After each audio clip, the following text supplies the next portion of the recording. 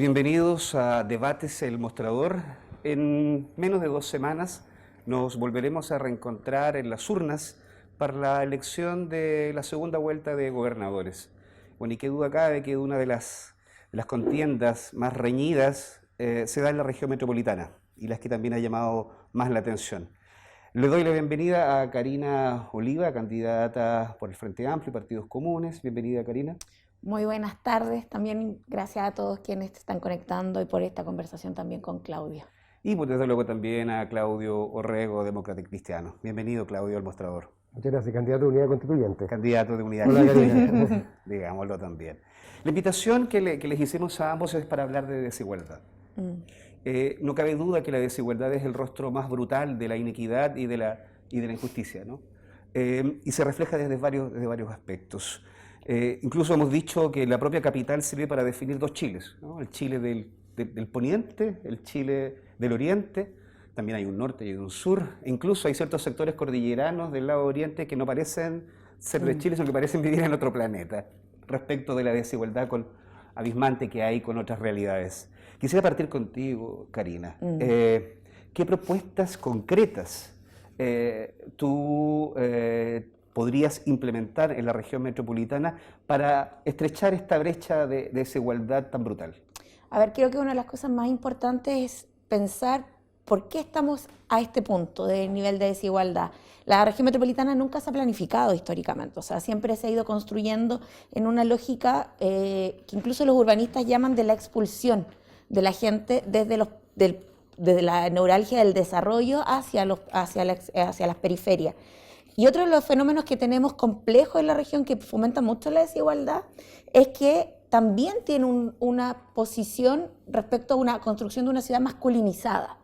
Y ahí tenemos que abordar un proceso de masculinización porque también ha estado marcada bajo los ciertos roles de género, los estereotipos y al mismo tiempo incluso el trabajo. Es decir, cómo está pensada la ciudad tiene un impacto en cuanto a quienes tienen la posibilidad de vivir en estos centros o en estas ciudades o comunas más cómodas y quienes no. Pero eso también tiene un impacto desde la perspectiva de las mujeres, desde cómo pensamos la ciudad de las mujeres. ¿Cómo es una ciudad más feminista, una ciudad menos masculinizada? Mira, primero es que tenemos que abordar un tema que es el empleo y el reconocimiento del trabajo no remunerado, que es el trabajo doméstico, pero al mismo tiempo, como también colaboramos para que el trabajo de las mujeres tampoco sea mal remunerado. Y cuando hablamos de mal remunerado no solo es la liquidación de sueldo, sino que el aumento de la tasa de informalidad, el aumento, por ejemplo, también de la inactividad de las mujeres como fuerza laboral y que el costo de vida es más caro. ¿Por qué? Porque las mujeres viven en las periferias, se tienen que trasladar hacia los centros para poder desarrollar su trabajo, están a cargo de niños y niñas adolescentes. Creo que una de las cosas más importantes que nos va a tocar es cambiarle el rostro, que la desigualdad no sea sinónimo. Yo creo que es muy triste en los diagnósticos cuando hablamos de la ARM, es decir, que es una ciudad desigual, segregadora, inequitativa, que expulsa, que excluye, que invisibiliza. Invisibiliza a niños y niñas adolescentes, invisibiliza a las personas mayores, invisibiliza a las disidencias sexuales.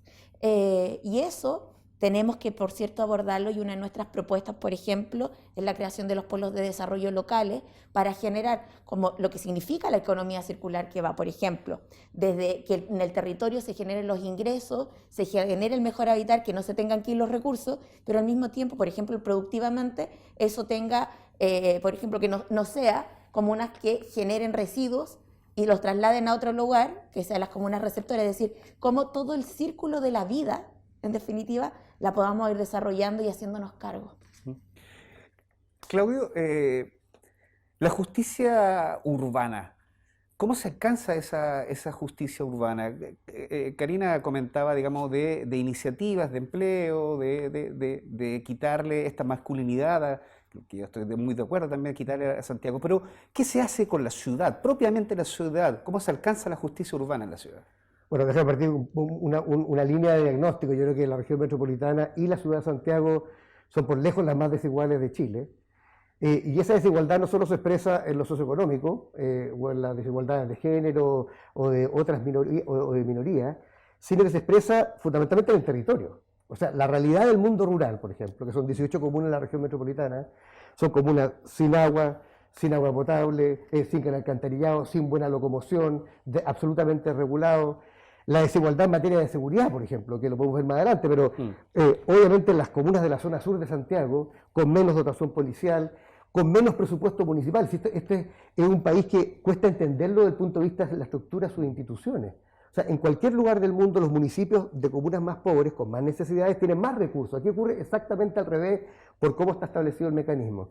En materia medioambiental exactamente lo mismo. O sea, hay comunas en que se concentran ciertas actividades que son o peligrosas o son claramente contaminantes, en otras no.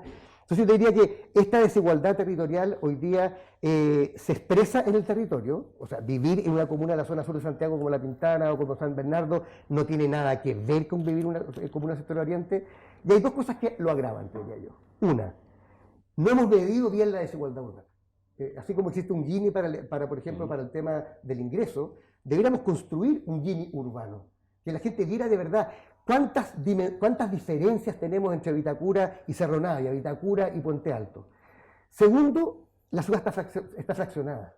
O sea, no solamente tenemos 52 municipios, cada uno como isla, con proyectos que se le financian solo al municipio, pero nunca a la intercomuna, sino que además tenemos un Estado central, que es bien pesado en Santiago, que interviene el territorio, pero por ejemplo, como lo veíamos el día lunes en San Bernardo, manda a la gente a vivir a Los Morros, pero nunca conversó con el Ministerio de Transporte. No se sabe cómo esa gente se va a movilizar. Se les envía primero, ¿por qué? No solamente por buena o mala voluntad del gobernante de turno, porque el Estado está fragmentado. Entonces, por primera vez en la historia, vamos a tener un gobierno de la región y de la ciudad que le va a responder a la ciudadanía, que no va a ser solamente un encargado del orden público, como muchas veces eran los intendentes, y que va a tener por objeto planificar la ciudad y la región de una manera integral, con la dimensión medioambiental, con la dimensión social y urbana, y también con la perspectiva de género y de otras minorías. Yo creo que la dimensión interseccional del feminismo lo que hace es poner sobre la mesa, cuando se mire la ciudad, no solamente a la mujer, a todos los demás excluidos, migrantes, niños, adultos mayores, minorías sexuales, etcétera, etcétera. Entonces yo te diría, el gran rol de este nuevo gobernador va a ser como ser una suerte de director de orquesta, planificar el territorio entero. No puede ser que lo medioambiental vaya por un lado, pero el transporte por el otro, y la vivienda por el otro, y la industria por el otro. No, un plan de desarrollo integral y sustentable para la región, participativo, y además con un mecanismo de gobernanza que no es ideal. Te lo quiero decir francamente, yo he sido crítico de cómo salió la ley, pero a lo menos un punto de partida. O sea, por fin vamos a tener una autoridad que va a mirar el todo, y va a permitir planificar a largo plazo, no solamente cada 4 años. Mira, los intendentes duraban en promedio 1 año y medio. ¿Cuánta planificación podía hacer 1 año y medio? Nada. Ahora tenemos por lo menos 4 años para trabajar y convocar a todos los actores y hacer una visión común y, por supuesto, proyectos. Yo creo que la gobernación regional, sobre todo, es un instrumento de justicia territorial. O sea, si se van a hacer parques, ¿dónde se van a hacer los parques? En las comunas con menos ingresos. Si vamos a luchar contra los vertederos, ¿dónde están esos vertederos? La mayoría en comunas de bajos ingresos. En fin, te podría dar 20 ejemplos, pero creo que el énfasis es un énfasis de justicia social y de bien común para toda la ciudad y la región. ¿Cómo avanzar ahora en un ámbito más psicosocial? Porque tú hablas de la injusticia, lo logras separar muy bien la ciudad, pero también reconocemos que hay sectores, por ejemplo, de población que vive en el sector oriente, que derechamente se reconoce que no conoce, nunca ha bajado, digamos, de sus comunas. Ahí hay también una especie de barrera, como si fuese el muro de Berlín, que es invisible, que separa esa ciudad. ¿Cómo derribar esos muros invisibles? Ahora, yo te diría, lo primero es crear espacios de encuentro. Yo sigo a Alejandro Aravena, gran arquitecto chileno, que dice que la calidad de una democracia, de una ciudad, se mide en aquello que se puede realizar en los espacios comunes sin ningún tipo de costo. Entonces, para mí, una política de parques urbanos significativa lo que te hace son lugares de encuentro. Tú vas al Parque Metropolitano y lo que te encuentra es gente de todo Santiago. Ojalá tuviéramos parques metropolitanos como el que estamos construyendo ahora en Chena o futuramente el de Renca. O sea, yo creo que necesitamos esos espacios de encuentro. Segundo, una política habitacional, te diría yo, donde el Estado tenga un rol no solamente de financiar, que es lo que hemos hecho en las últimas décadas, sino también de gestionar. La famosa Corvi, que venía de los 60, lo que hacía era que, oye, tomaba las torres de Tajamar y las construía, la Villa Frey y la construía. O sea, aquí tenemos que propender a un desarrollo urbano donde la integración social, sea promovida por el Estado desde el punto de vista de sus inversiones. Hay 1000 hectáreas de terrenos públicos de la región metropolitana que podríamos ocupar, por ejemplo, como el Parque Cerrillos, donde estaba el aeródromo, que se va a hacer una ciudad, una nueva ciudad, te diría, integrada.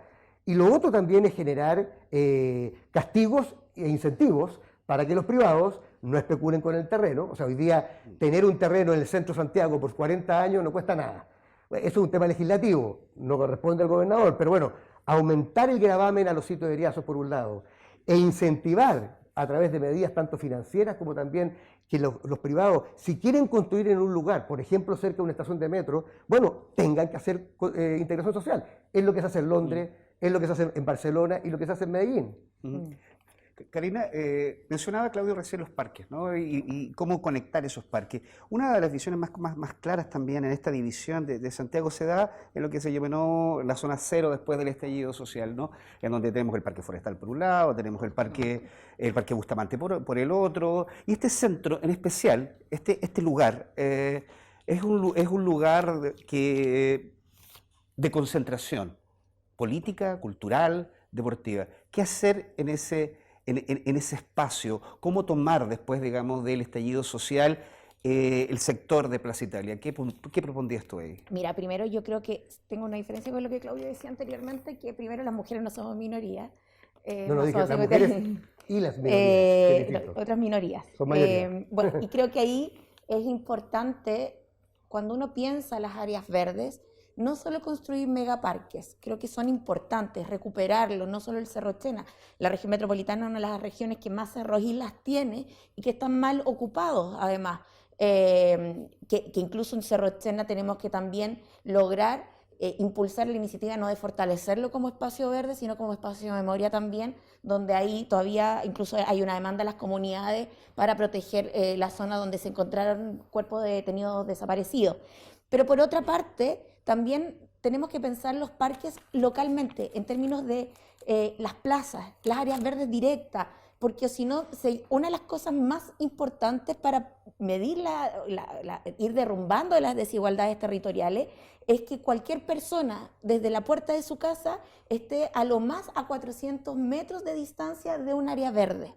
¿Y eso por qué? Porque eso permite la agilidad de la familia, no tener que estar excluida en su casa, o sea, tras una reja, o sea, varias rejas, sino que el área verde esté directa para que niños y niñas puedan desarrollarse, crecer, construir comunidad. Es decir, no solo megaparques, sino también espacios locales de áreas verdes, que es una de las potencialidades que tiene, por ejemplo, Villafrey, que Villafrey tiene interiores de áreas verdes, no son megaparques, son interiores verdes importantes que además contribuyen con la calidad de vida. Y, por ejemplo, cuando hablamos del área de la zona cero, que creo que tampoco es bueno llamarla zona cero, porque igual es una zona con un poquito de ir estigmatizando lo que ha ocurrido. Una de nuestras propuestas es lograr construir en esta zona un área un centro cívico democrático donde la ciudadanía pueda encontrarse, para que el paradigma de que el encuentro ahí, a propósito de las manifestaciones sociales, no es un lugar de violencia, sino que es un encuentro democrático que nos permita desarrollar espacios culturales también, de debate integral y, por cierto, una zona de memorial por las víctimas del estallido, porque creo que lo que recompone democráticamente son las visiones de mirar el futuro, de reconocer nuestro pasado, nuestros dolores también, y cómo eso permite incluso proteger el lugar. Fíjate que cuando la gente tiene una identidad y siente que le pertenece, no que está en la disputa tensionada permanente de quién es la plaza, si es más de carabineros o de los manifestantes. Cuando esa pelea está y más bien recuperamos y la gente se siente protagonista, es que vamos a generar un espacio de seguridad e incluso vamos a poder desarrollar actividades para que los locatarios y locatarias que hoy día se han visto muy afectados puedan tener un espacio de encuentro con la comunidad y no haya una relación adversarial. Nosotros tenemos que ir derrumbando esto, que las instituciones del Estado son los adversarios o adversarias de las comunidades y de la ciudadanía. Por eso para nosotros es importante que esta zona, Plaza Dignidad, sea un lugar de encuentro cívico democrático, que la gente se pueda manifestar democráticamente, que incluso la misma ciudadanía es la que muchas veces trata de bajar los decibeles de violencia y que es una colaboradora inmediata de frenar estos elementos cuando se generan tensiones tan dramáticas como las que se han generado, que evidentemente nadie quiere que se produzcan hechos de violencia porque nos afectan. O sea, por ejemplo, cómo la gente protegió y colaboró cuando en esa zona Gustavo Gatica fue agredido. Y la gente fue la primera colaboradora. Y ahí uno se da cuenta que en realidad la mayoría de la comunidad quiere ser parte territorialmente de los espacios, ser protagonista también de esa construcción histórica. Entonces, creo que podemos abordar un centro cívico democrático para que sea un encuentro de las celebraciones deportivas, que al parecer la Copa América no va, que sí, que va, que no va, pero también sea un encuentro político ciudadano, que la política, el retorno a lo político, el retorno a lo público, que las mujeres hemos luchado tanto, porque siempre se nos excluye el mundo privado, al espacio privado de lo doméstico. Hoy día queremos ser parte de esa instancia pública. Claudio, Plaza Dignidad, menciona Karina. ¿Tú le cambias el nombre a Plaza Italia por Plaza Dignidad u otro? ¿O alguna instancia de participación ciudadana para elegir el nombre de la plaza? Déjame dar un paso para atrás. Yo creo que nunca es bueno en la vida querer hacer borrón y cuenta nueva de la historia. La Alameda no parte el 18 de octubre, ni la Plaza Italia tampoco. Tiene una historia centenaria de ser un lugar de encuentros masivos de la ciudadanía, políticos, artísticos, deportivos. Y ese fue el espíritu que nosotros tuvimos cuando impulsamos el proyecto de la nueva Alameda Providencia, que lamentablemente este gobierno, que es absolutamente torpe y además miope, lo paralizó, no obstante haber tenido... Pero ellos iniciaron ese proyecto, ¿no? O sea, eso fue lo absurdo. Ellos partió la idea del gobierno Piñera 1, nosotros la tomamos en el gobierno Bachelet 2 como una manera de darle continuidad a un proyecto de ciudad, que eran 15 kilómetros de remodelación, además que la realidad de la parte poniente de la Alameda no tiene nada que ver con el Costanera Norte, o sea, Costanera Center. Bueno, y en ese espíritu, donde participaron más de 10.000 personas en el diseño y un concurso internacional, una de las cosas interesantes que hicieron esto antes del 18 de octubre, fue decirle hay que reconocerle la vocación histórica a este lugar. Esto no es una rotonda así, no es un jardín, esto es un espacio de encuentro cívico. Y eso está ahí, y están los estudios de ingeniería. De hecho, la primera discusión sobre la Tota de Baquedano no es por el 18 de octubre, era porque en ese momento se planteaba que había que moverla del lugar que estaba para darle un espacio y además que conectar a 3 parques importantes como el Forestal, el Baquedano, ¿cómo se llama? Bustamante y también el Brasil. Bueno, dicho eso, yo creo que hoy día, después del 18 de octubre, hay que retomar ese proyecto, que es lo que yo pretendo hacer si soy gobernador, aprovechar todo lo hecho, no borrón ni cuenta nueva, como decir, mira, aquí no ha pasado nada, y sí darle una nueva significación, resignificar el lugar.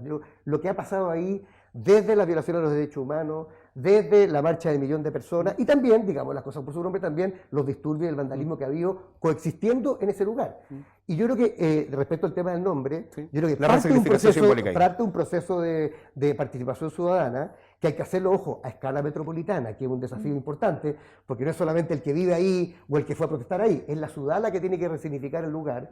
Yo creo que es perfectamente posible no solamente pensar en el cambio de nombre, que ya se le ha cambiado otras veces en la historia, sino además pensar qué hitos arquitectónicos tú puedes tener en el lugar que resignifiquen, sobre todo con todo lo positivo que vino también del estallido, que fue una apertura a un nuevo Chile, que es lo que todos estamos de acuerdo. Entonces, lo único que yo diría es, tomemos lo que ya viene, porque hay un trabajo hecho ahí, no solamente recursos públicos. Oye, más de 7.000, 8.000 personas participaron en el diseño, y agreguémosle, sí, este nuevo significado, que creo que es parte de la historia. A alguna gente le podrá gustar o no, pero es parte de nuestra historia, que creo que además ha posibilitado un proceso político histórico muy importante. Antes de pasar a otro punto, complementando esto, Karina, tú siempre mencionas la Plaza de Dignidad como, digamos, como una apropiación simbólica después del estallido. ¿Cómo resignificarías este lugar en función de esa percepción? A ver, yo creo que una de las cosas más importantes, y porque me parece importante cuando la gente plantea esto de la idea de Plaza Dignidad, es porque el paradigma que se enfrenta en ese lugar fue el cuestionar a los privilegios y a los privilegiados. Y la palabra dignidad caló profundamente. Voy a contar una anécdota. Estaba recién hablando con una dirigente de un campamento en Colina. El domingo estuve con otra amiga en Lampa.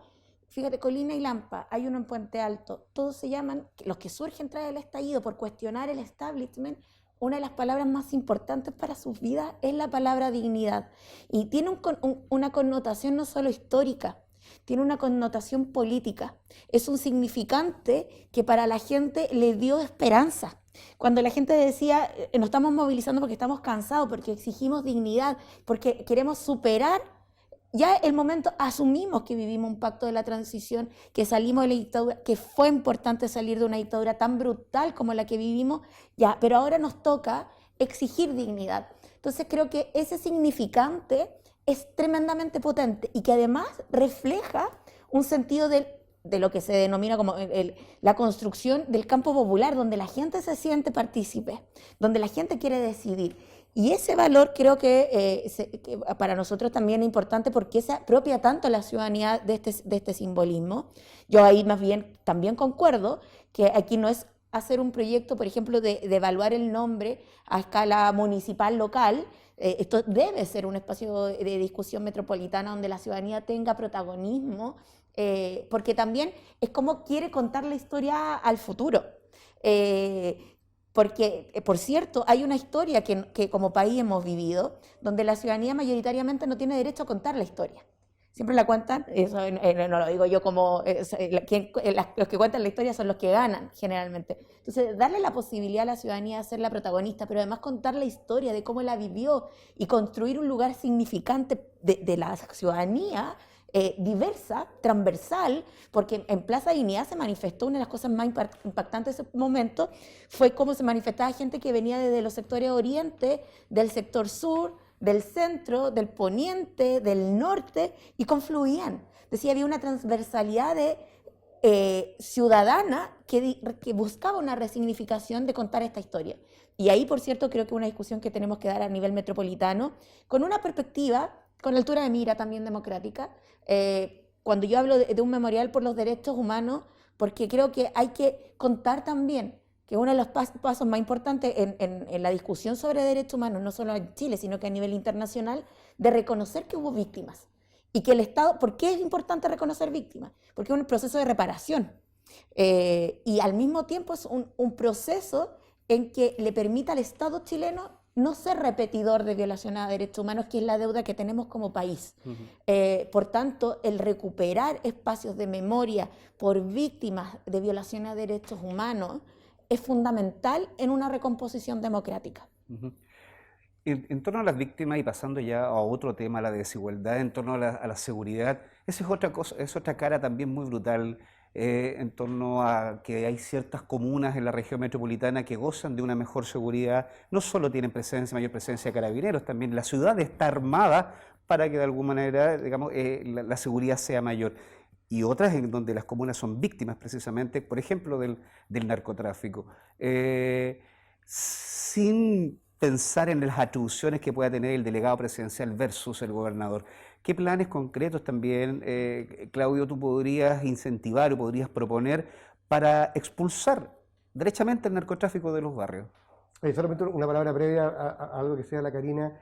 Yo creo que en esta lógica de decir de que los 30 años fueron todos malos, a la gente se olvida lo que hemos avanzado. O sea, yo fui parte del movimiento contra la tortura de Santana Acevedo, donde luchamos, por ejemplo, que Villa Grimaldi fuera recuperada de manos de los privados y se transformara en un parque memorial. Está Londres 38, cual a mí me correspondió como intendente financiar para poder remodelar ese lugar.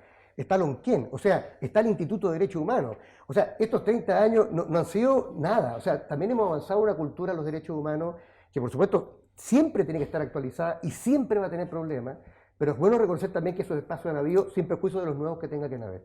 Ahora, yendo a tu tema, yo creo que hoy día tenemos hay 4 dimensiones de la desigualdad en el tema de seguridad. Primero es una estructural, que es la desigual distribución de recursos de los municipios. O sea, lo que puede hacer el municipio de Las Condes versus La Pintana o Cerro Navia en materia de seguridad en sus barrios no tiene nada que ver porque tienen 10 veces más recursos. Para que tengas una idea, 1.200 millones de pesos, o sea, 1.200.000 pesos por habitante en Las Condes, 200 lucas en La Pintana, por habitante. O sea, esa es la primera desigualdad estructural. La segunda es que Carabineros de Chile, que nos pertenece a todos y que no depende de los presupuestos municipales, distribuye los carabineros de manera desigual. O sea, hay más carabineros por habitante en el sector oriente que en el resto de las comunas. Tercero, los carabineros que se envían a esas comunas no son los mejores de la clase. O sea, el tipo del retén del Castillo, que además fueron sacados varios de ellos por corrupción, en La Pintana. Pero eso pasa por una reforma estructural de Carabineros más claro, que y por gobernador. Una presión política también. Y ahí yo me voy a referir a ese tema político. Y por último, te diría yo, los delitos no están igualmente concentrados. O sea, si el delito de homicidio, que es el más grave de todos, porque es irreparable, aumentó un 22% en Chile, en la región metropolitana aumentó un 26%, pero según el fiscal Héctor Barro, en la zona sur aumentó un 80%. O sea, tienes más plata, más recursos, los mejores carabineros en las comunas donde se cometen menos delitos. Menos delitos y menos graves. Ahora, ¿qué puede hacer un gobernador? Por de pronto yo creo que el gobernador tiene 3 roles fundamentales. Uno, que es el de ejecutar el gasto del gobierno regional. Ahí hay plata, no será tanta, pero hay 140.000 millones de pesos. ¿Para qué? Oye, para hacer planes, por ejemplo, de fortalecimiento de la seguridad comunitaria, que son re importantes. Cada vez que hay más comunidad, hay más seguridad. Entonces, cámaras comunitarias, alarmas comunitarias, el tema de la iluminación colectiva, la transformación de sitios de riesgo, son todos programas que podemos y hemos hecho desde el nivel regional. Segundo, el tema psicosocial. Yo creo que el problema de Chile es que invierte el 90% en represión y el 10% en prevención. ¿De dónde están saliendo muchos de los soldados de los narcotraficantes? De niños y niñas que han quedado abandonados por su familia, que han desertado del colegio. Cualquier programa que ayude a retener a los niños en el colegio y a reinsertarlos es un programa que va a tener una incidencia sí o sí, no inmediata, pero en 2 o 3 años respecto al tema de la seguridad. Y por último, y los otros 2 roles del gobierno regional, es también el rol de coordinación. O sea, nosotros tenemos que tener un Consejo Regional de Seguridad Pública en la cual el gobernador convoque a todos los actores, no importa que no mande a las policías. Si la legitimidad política del gobernador va a ser suficiente, y además las policías muchas veces recurren al gobierno regional. Por ejemplo, los únicos 2 camiones blindados antidrogas que tiene la PDI en la región metropolitana y en Chile, se los financió el gobierno regional. O sea, ellos también van a tener un interés de colaborar. Ahora, colaborar significa también estar dispuesto a acceder al tercer punto, que es la presión política. O sea, la distribución de carabineros es un tema eminentemente política que ha vivido en una burbuja y que tenemos que ser capaces de explicitar. Y después la presión política para exigirle al gobierno de turno, no solamente al de Piñera, al que venga, que haga su pega. O sea, tener el sistema de control de armas que tenemos en Chile hoy día, donde hoy día proliferan las armas. O sea, hay permiso de circulación para andar en auto, pero no para tener un arma, que es bastante más complicado y más peligroso. Todo el tema que no se ha hecho en materia de lavado de dinero. Esas son obligaciones del Estado central y que el gobernador ahí, a nombre de todos los alcaldes y alcaldesas, va a tener que exigir. Entonces yo te diría, y por último, el último tema es la regeneración urbana. Todos sabemos que donde se concentra, si tú vas a la Pincoya, oye, si vas a la Parinacota en Quilicura, si vas a la Legua, no solamente son lugares donde hay más narcotraficantes por habitante que en otros. Las circunstancias sociales, urbanas, generan mayor factibilidad. Entonces, programas de regeneración integral, como los que impulsamos en el Castillo, en la Legua, la Parinacota, son programas que no solamente tienen que ver con darle dignidad a las personas en el día a día, que ya por sí solo es un buen objetivo de política pública, son también una obligación para poder combatir al narcotráfico. Ahora, eso no se hace porque tú tengas la visión sobre los ministerios. Los ministerios siguen interviniendo autárquica y fraccionadamente en el territorio. El poder político del gobernador va a ser sentarlo en la mesa y decir, ok, en este territorio no entre usted por su lado y yo por el otro. Un ejemplo, nosotros descubrimos estando en la intendencia que había un niño en la Legua que tenía 12 psicólogos distintos, de 12 programas locales, regionales o nacionales distintos. Ese desperdicio de recursos públicos y sobreintervención no ayuda a poder combatir el narcotráfico. Y por último, un tema que aquí, para que haya oferta, tiene que haber demanda. Y si algo hemos aprendido en los países como los daneses, los nórdicos, es que si tú no le das a los jóvenes una pasión, cultura, deporte, los jóvenes van a terminar en la droga. Entonces también hay un trabajo de fomento integral a la ciudadanía. Antes de dar la palabra a Karina, y muy brevemente, Claudio, tú hablaste de financiamiento, por ejemplo, de estos camiones que financió el gobierno regional. Fuiste alcalde también. ¿Por qué te parece esta idea de que se siga incentivando la donación de las municipalidades de, por ejemplo, vehículos de carabineros, reformación de carabineros, cuando Carabineros tiene un presupuesto que es propio y de alguna manera en ese ejercicio de andarle donando cosas a Carabineros también se produce desigualdad? ¿Tú estás por estimular ese tipo, digamos, de donaciones? A mí me gustaría que las fuerzas policiales estén bien dotadas, que tengan vehículos en las comunas. Ahora, ¿qué le pasa al alcalde Maximiliano Ríos en Loprado? Que llama a Carabineros, le dice, no, es que más tengo un vehículo y está malo. Pero tiene que el gobierno ponerle, o sea, tiene que el gobierno local ponerle los vehículos. Estoy de acuerdo contigo. O sea, la teoría, la sana doctrina diría, ¿por qué tiene que haber un municipio que ya tiene pocos recursos subsidiando a una fuerza policial nacional? Totalmente de acuerdo. Ahora, en el ejercicio concreto de los cargos. O sea, yo tuve que ver el camión táctico de la PDI con la cual hacía todos los allanamientos en drogas. Lo iban a matar a todos. Oye, los narcos estaban con rifles automáticos y estos gallos andaban en un furgón. Entonces yo digo, muchas veces esta inoperancia del Estado de dotar a las policías, no solamente del mejor personal, porque aquí yo creo que estamos todos de acuerdo que tenemos que cambiar la forma como hacemos policía. El perfil de ellos, más inteligencia, menos represión brutal. Bueno, pero al mismo tiempo tienen que dotarlos de los recursos. Y mientras eso no ocurre, la pregunta es, ¿yo no hago nada? ¿O yo trato de, por lo menos tácticamente, aportar algunos recursos para qué? Para poder hacer más seguridad en la región.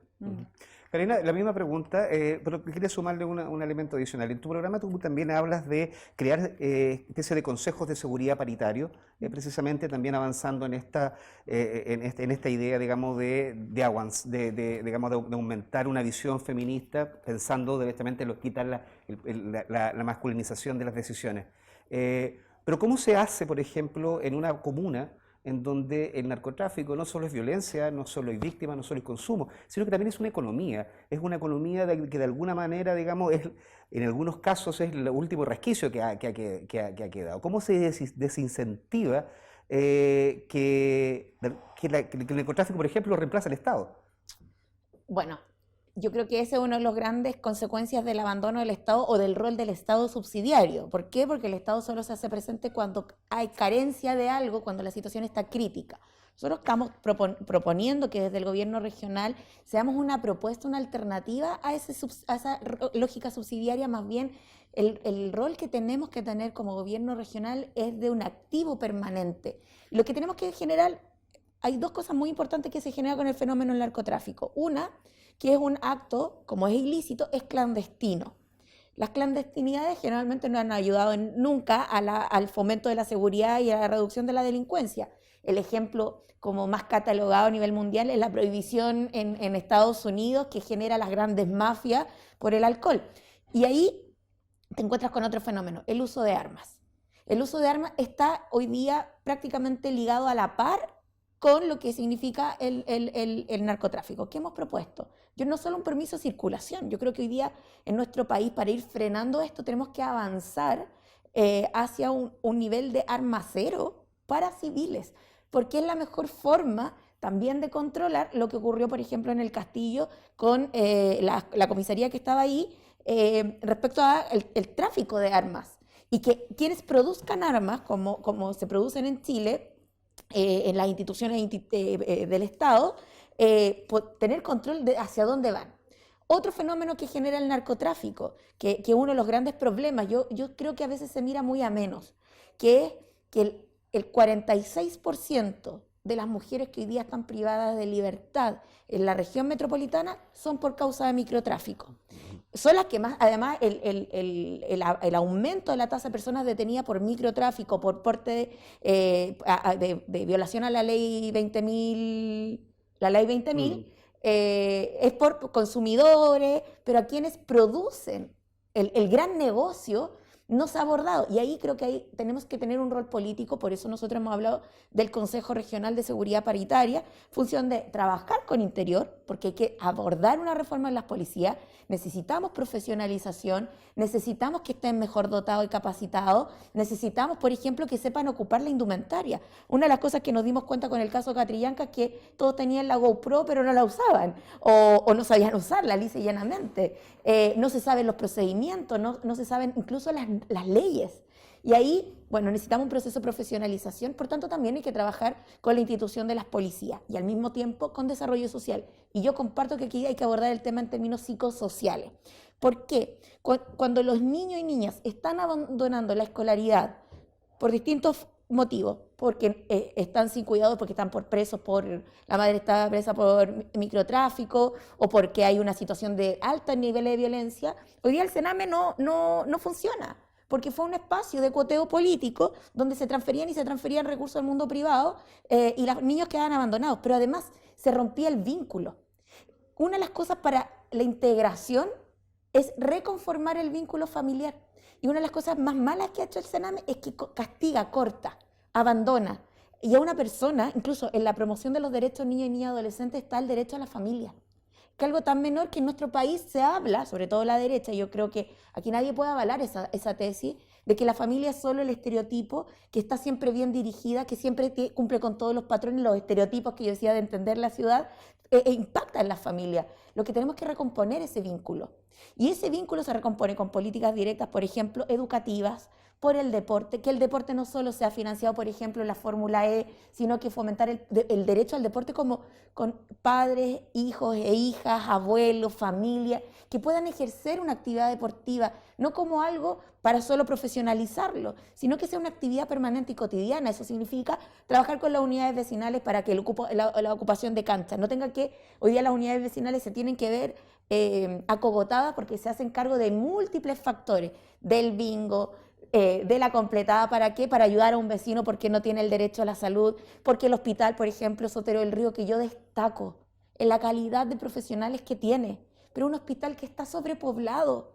El presidente Piñera ha puesto 2 veces la primera piedra de la ampliación del proyecto. Es decir, cuando tenemos estas determinantes sociales, el aumento de la tasa de personas con las complejidades de la salud mental, pero se aborda aisladamente, no hay profesionales, es decir, el gobierno regional lo que tiene que generar es condiciones para que la calidad de vida de las personas se mejore, pero también políticamente, por ejemplo, para mejorar los ingresos, para que el narcotráfico no sea quien llegan primero que el Estado. Bueno, ahí apuntaba mi pregunta. Porque lo vimos, por ejemplo, para las cajas de mercadería cuando estaba repartiendo el gobierno de Piñera, o sea, iban a llegar a las poblaciones cuando ya habían repartido cajas de mercadería a los narcotraficantes. Y además también ¿Cómo luchar contra eso? ¿Cómo desincentivar? ¿Cómo volver a recuperar esos espacios que están ya, digamos, dominados en algunos lugares por el narcotráfico? Yo creo que aquí Claudio lo dijo muy bien, este gobierno ha sido tremendamente torpe, pero sobre todo tremendamente mezquino. Prefirió hacer un lobby por las cajas, que después Contraloría que dice que están sobreprecio, en vez de colaborar, por ejemplo, con los almacenes de barrio, para que llegaran directa y rápidamente a las familias. La otra vez, en algún momento se entregó esta tarjetita del retail en vez de fomentar el comercio local. ¿Quiénes son las que tienen un almacén, por ejemplo, en La Pintana?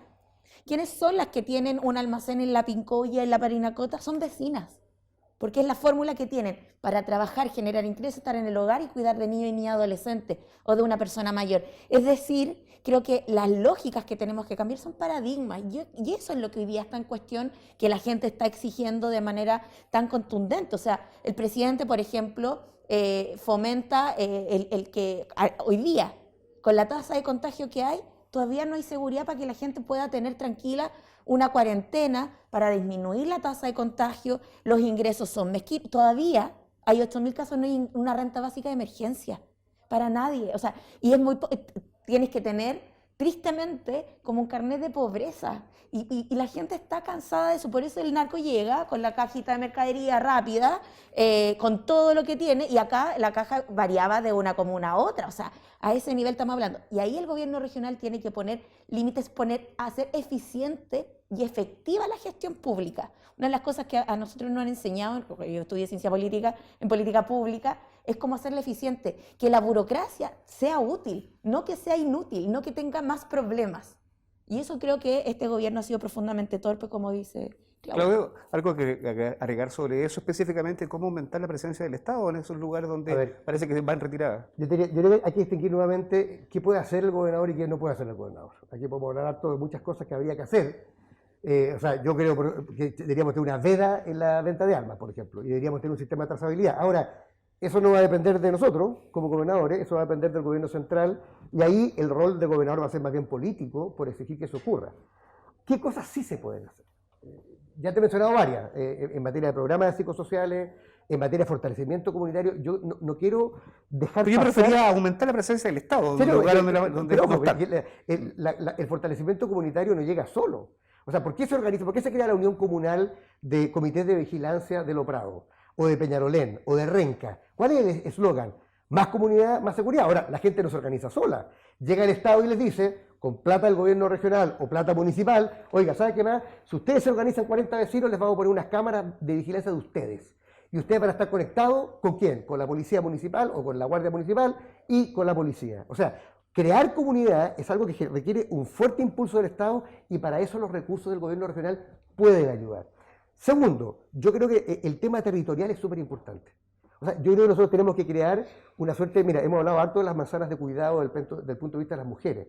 Esta idea de que la mujer hoy día, uno de los problemas que tiene para volver a insertarse en el mercado del trabajo, para poder tener también un cuidado con los niños, es que todo le queda lejos. O sea, si tú creas el día de mañana, concentras en un territorio determinado, oye, el jardín infantil, el CEFAM, el centro de emprendimiento del municipal, si tú logras, y para eso las lucas del gobierno regional sí ayudan, uno puede intencionar, si tú juntas en la mesa, y por ejemplo como lo que hicimos en Bajos de Mena, dice, mira, aquí vamos a hacer la comisaría, pero al lado vamos a hacer 3 jardines infantiles, y después vamos a hacer la cancha, y después vamos a poner un centro de servicios públicos. Lo que tú estás logrando es que este Estado fragmentado, que llega al territorio de manera autárquica, sin preguntarle a nadie, de repente dices, ¿sabes qué más?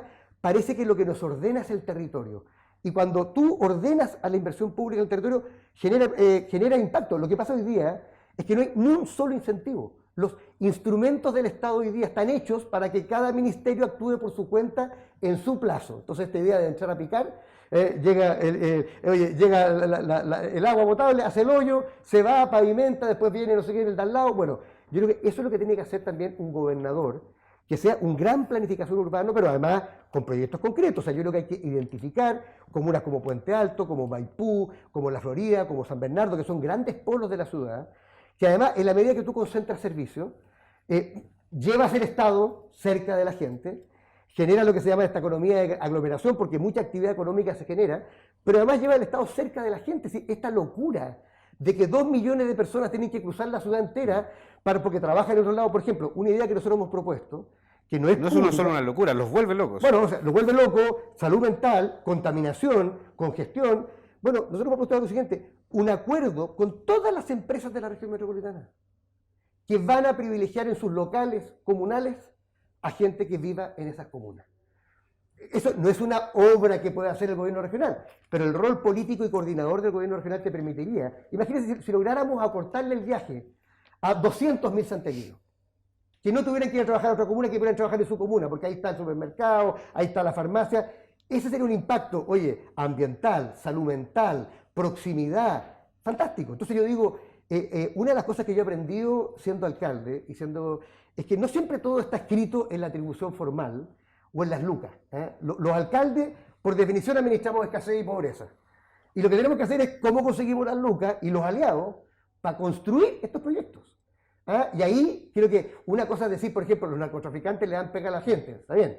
La pregunta es cómo vamos a generar polos, por ejemplo, como el centro de emprendimiento que hicimos en Peñalolén, que se llama el Centro Yunus, que le dé financiamiento a las cooperativas de mujeres, que ayude a la persona que se quiere capacitar, porque uno de los problemas del empleo femenino es que tiene menos capacitación, que le podamos adosar un jardín infantil. Eso requiere innovación desde los municipios. Nosotros no vamos a reemplazar a los municipios, tenemos que trabajar con ellos y con todos ellos, no solamente con los que piensan como nosotros.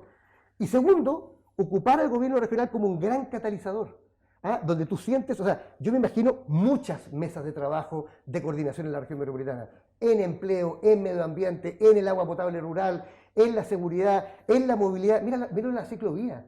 Si el problema de Santiago no es que solamente falte plata para la ciclovía, es que cada uno hace la ciclovía que quiere y termina donde quiere y el estándar que quiere. O sea, no quiero ser autoritario, pero alguien tendrá que sentar a todo el mundo en la mesa y decirle, oiga, ¿sabes qué más? ¿Por qué no hacemos una ciclovía que vaya de pe a pa? Que te puedas venir de Puente Alto al centro de Santiago sin tener que pasarte de una comuna a otra porque no hay ciclovía en tal comuna. Ese es el rol de planificador maestro y de director de orquesta que digo yo que tiene el gobernador, que es distinto a las políticas públicas nacionales y que es distinto también al rol de los municipios. Claudio ha insistido varias veces en cuáles son las atribuciones que tiene el gobernador y cuáles son las que tiene el gobierno central. Una de las atribuciones que tiene el gobernador y que parece que, a mi juicio, digamos, es muy relevante, es la planificación territorial precisamente, específicamente también lo que son los planos reguladores. Y quiero situarte ahora, Karina, y a ambos, en el otro grado de desigualdad, tal vez el más trágico, ¿no? Que es cuando la planificación urbana a través de un plan regulador hace que una comuna, por ejemplo, esté muy bien, sea muy cómoda, y hay otras, por ejemplo, como Tiltil, por ejemplo, que es una zona de sacrificio. Aquí en la región metropolitana tenemos una zona de sacrificio. En la comuna de Tiltil no solo hay basura, ahí depositan residuos de la minería. En ese mismo lugar también hay una planta de cerdos. Es decir, en un momento las ciudades decidieron, este lugar va a ser una zona de sacrificio y toda la basura va a ir para allá. Y la gente padece la miseria de vivir en una zona de sacrificio. ¿Qué hacer con eso? ¿Qué harías tú con A ello? ver, primero creo que uno de los peores paradigmas que se instaló en el mundo, porque eso no es solo a nivel nacional, sino que a nivel mundial, y que nuestro país lo fomentó, es la lógica de las zonas de sacrificio. Ahí uno admira generalmente, por ejemplo, todos los países nórdicos con sus políticas medioambientales, pero en nuestro país no tienen ningún problema, por ejemplo, con la salmonera en contaminar y depredar nuestro océano. Es decir, ese paradigma, porque tiene una lógica, es decir, de dónde genera utilidades y ganancia para unos pocos a costa de muchas personas. Y eso no solo se vive en la región metropolitana, se vive a lo largo de nuestro país. Una de las cosas que a mí más me entristeció fue cuando fui, por ejemplo, la segunda vez en mi vida a Mejillones, ver prácticamente 13, 17 termoeléctricas en el borde costero.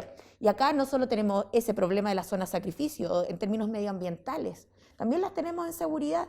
También las tenemos en términos habitacionales, en los campamentos donde se están acumulando, donde se están asentando, que son en las zonas rurales. Es decir, la idea del sacrificio de la vida creo que es uno de los antagonismos más críticos de la idea de una ciudad democrática y planificada. Pero disculpa que te interrumpa, pero quiero, porque claro, efectivamente vivimos una realidad medioambiental bastante muy fuerte en todo el territorio nacional, pero en la región metropolitana tenemos zonas de sacrificio. ¿Qué hacer con esas ¿Qué zonas de hacer con sacrificio? esas zonas? Primero, creo que cuando hablamos de planificación territorial, una es que tenemos que primero trabajar con las comunidades. Yo creo que el hecho de que se instale, por ejemplo, comunas generadoras de basura y otras receptoras de basura, otras que se hacen cargo, por ejemplo, yo lamento mucho, por ejemplo, que en Renca estén estas dos termoeléctricas, 1 y 2, que al final con los contaminantes que genera, con los residuos mineros, ahí se está ensuciando, contaminando napas subterráneas,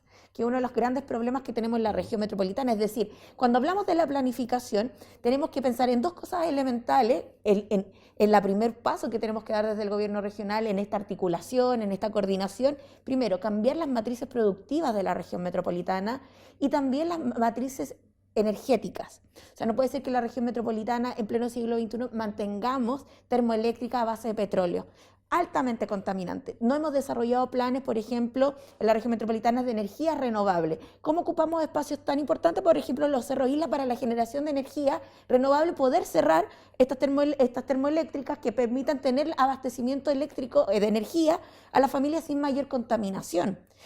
¿Cómo aseguramos que en la zona de la cuenca del río Maipo no la sigan entubando? Que eso tiene un impacto con toda la cuenca hidrográfica, con la olla hidrográfica de la región metropolitana de las napas. Es decir, cuando pensamos en la planificación territorial, tenemos que pensarla no solo inmediatamente, hacernos cargo, sino que también pensar en el futuro. Y yo creo que aquí lo que tenemos que erradicar la lógica, primero el paradigma del sacrificio, reconvertir, y cuando pensamos, por ejemplo, en un territorio, sea cual sea, en Maipú, en Pudahuel, en Quilicura, es que generemos espacios, no solo donde estén los servicios esenciales para que no sea traslado de comunidades, como ocurrió en Nos, en Los Morros, en San Bernardo, como ocurrió en Bajos de Mena, sin trabajo, porque eso es impacto también. Y ahí, por eso es importante la economía circular en la planificación territorial, porque se hace cargo desde el inicio de la vida productiva hasta el final de la vida productiva, y eso impacta, por ejemplo, en el reciclaje, en la biodegradación, en cómo empezar a descontaminar y al mismo tiempo hacernos cargos de la sobrepoblación que tiene la región y cómo no hacemos que se siga expandiendo, afectando zonas agrícolas que son fundamentales para el abastecimiento de la soberanía alimentaria de la región metropolitana. Es decir, son varios factores que uno tiene que pensarlos a futuro. No esto de cómo ganamos tanto, cuánto aumentamos el PIB de la región de aquí a 1 año, a 2 años, sino cómo sobrevivimos y hacemos que la región metropolitana siga siendo un lugar habitable. Es uno de los lugares del mundo más privilegiados como zona geográfica y geomorfológicamente hablando. El Valle de Santiago es un valle que está entre 2 grandes ríos, con valles transversales montañosos, que genera un clima perfecto. O sea, yo recuerdo cuando chica que en la casa de donde yo vivía, ahí en Puente Alto, en Bajos de Mena, hasta las semillas de tomate salía tomate, porque si quedaban en el suelo salía el tomate. Hasta una sandía cultivé cuando chica sin querer hacerlo. Entonces, esa lógica de la protección y entender el territorio requiere una planificación, por ejemplo, el límite al crecimiento urbano, incluso el límite al crecimiento en altura, los edificios de alta densidad, y al mismo tiempo, por ejemplo, una de nuestras propuestas es el tratamiento de aguas grises que se generan en la ciudad para poder reutilizarlas dentro de la ciudad, no solo para la zona de las agrícolas, sino, por ejemplo, el riego de áreas verdes. En la región metropolitana, todas las plazas se riegan con agua potable y no hemos hecho un tratamiento directo de aguas grises. Entonces, pensar la planificación para erradicar la zona de sacrificio es fundamental. Claudio, la última intervención y la misma pregunta. El plan regulador es muy clave. El plan regulador hoy día determina precisamente la justicia y la injusticia en materia ambiental en muchas de las comunas de no solo de la región metropolitana, sino del país también. ¿Qué hacer con ello? Ahora, ¿qué harías tú con ello? Yo te diría primero, yo creo que aquí hay tres conceptos que son distintos: ordenamiento territorial, fiscalización y compensación, que son tres niveles, y el caso del TIL creo que lo ejemplifica súper bien. Cuando se hizo el plan regulador metropolitano, el año 94, se establecieron zonas, que supuestamente eran dos, pero al final quedó reducida a una, que era Tiltil, donde se podía instalar cierto tipo de actividades porque aparentemente en ese momento había menor número de población y también, por supuesto, no era inundable. Y se fueron acumulando. Por supuesto, cada proyecto se evaluaba ambientalmente aisladamente, nunca acumulativamente, lo que es un error y es un problema del sistema de evaluación ambiental. Y se fueron acumulando un relleno sanitario, un tranque de relave, las chancheras, la planta de lodo de agua andina, en fin, una serie de otras actividades. Y claro, yo creo que no solamente por eso, sino porque la ciudad cambió, porque tenemos cambio climático, porque la ciudad ha crecido inorgánicamente a través de, para el norte, para la zona de Chacabuco, en lugares donde no hay agua. O sea, tú vas a Colina hoy día y los pozos tienen 120 metros, anda para la zona de Winnie y Paine. O sea, la ciudad siguió creciendo, comiéndose el suelo urbano, y eso yo creo que llegó el momento de hacer una convención metropolitana en que participe la comunidad y tener el debate, porque el debate no va a ser fácil. O sea, nosotros, por ejemplo, Santa Marta, que está entre San Bernardo y... Bueno, después del incendio que hubo y las sanciones que hizo la superintendencia, se redujo su vida útil. O sea, vamos a tener que decidir como región... Pero hay un conflicto social ambiental latente. Pero os digo, ¿dónde va a ser el nuevo relleno sanitario? ¿Cómo reducimos los residuos domiciliarios, por ejemplo? Yo diría dos temas. Yo creo que inclusive haciendo, o sea, quintuplicando, multiplicando por 20 el reciclaje de los chilenos, vamos a requerir un relleno sanitario que es mejor que un vertedero ilegal, por supuesto. ¿Dónde se va a instalar? Ese es un debate político de la región. Y me parece bien que se dé, porque no tiene por qué estar siempre en el mismo lugar. Me parece bien que nos recargamos las cargas ambientales, pero el que crea que todo el mundo se va a poner de pie a aplaudir, oye, porque, no sé, ya no va a ser San Bernardo, sino que va a ser, no sé, Buin. No, todas las comunidades van a saltar diciendo no lo queremos acá. Y sin embargo, el bien común va a requerir que se instale en algún lugar. Y lo mismo otro tipo de actividades. O sea, eso es planificación. Y por supuesto, sostenibilidad ambiental. Por supuesto, hay cosas que, ojo, aquí se dicen cosas que no corresponden al plan regulador. La altura no la define el plan regulador. El plan regulador determina usos, determina densidades promedios de territorios. A mí me encantaría el día de mañana que pudiéramos cambiar la Ordenanza General de Urbanismo y Construcción y otorgarle al plan metropolitano condiciones urbanísticas, altura máxima, altura mínima, constructibilidad, espacio público. Eso hoy día está en los planos regulares comunales que no pasan por nosotros. Pero por lo menos en materia de ordenamiento territorial, que sí corresponde a nosotros, y lo digo porque es importante que la gente sepa lo que sí podemos hacer y lo que no. Lo segundo es el tema de la fiscalización. O sea, cualesquiera sea tu ordenamiento territorial, si tú tienes un sistema de superintendencia de medio ambiente que tiene 3 inspectores para la región metropolitana, la más grande de Chile. Dime, a uno que le tocaban aprobar la resolución de calificación ambiental o los estudios, ¿qué capacidad hay? O sea, cuando nosotros nos encontramos, la primera vez que yo llegué a Tiltil, ¿sabes por qué fue? Porque el alcalde de entonces nos señaló que el último aniversario no lo pudieron hacer porque estaban llenos de moscas. ¿Por qué? Por las plantas de cerdo. Oye, y fuimos a ver las plantas de cerdo y no cumplían con nada. O sea, el problema no era solamente que hubiera una planta de cerdo ahí, porque hay plantas de cerdo modernas. De hecho, si tú vas hoy día a Copenhague o a París, la planta de tratamiento de residuos está en el corazón de la ciudad. O sea, las cosas se pueden hacer bien o mal. Aquí se hicieron mal. Nunca hubo nada. Hasta que al final nosotros tomamos la carta del asunto y fuimos y la clausuramos. O sea, un tribunal ambiental, pero nosotros no somos los competentes para poder fiscalizar. Es la superintendencia. O sea, un estado raquítico en materia ambiental. borra con el codo todo lo que escribe con la mano. Puede hacer un estudio de impacto ambiental maravilloso, si nadie lo fiscaliza no sirve de nada. Y ojo, y eso vale no solamente para cosas autorizadas. Mira lo que pasa en la ribera de los ríos. O sea, la ribera del Maipo y la ribera del Mapocho es un basural a tajo abierto, porque hay una mafia de la basura que se escuda de eso y lleva la basura allá. Y como no hay fiscalización, y como eso es tierra de nadie, porque la ribera de los ríos son de todos y de nadie a la vez, bueno, ahí están, tenemos millones de toneladas de basura en la ribera de una cuenca que le da vida a Santiago.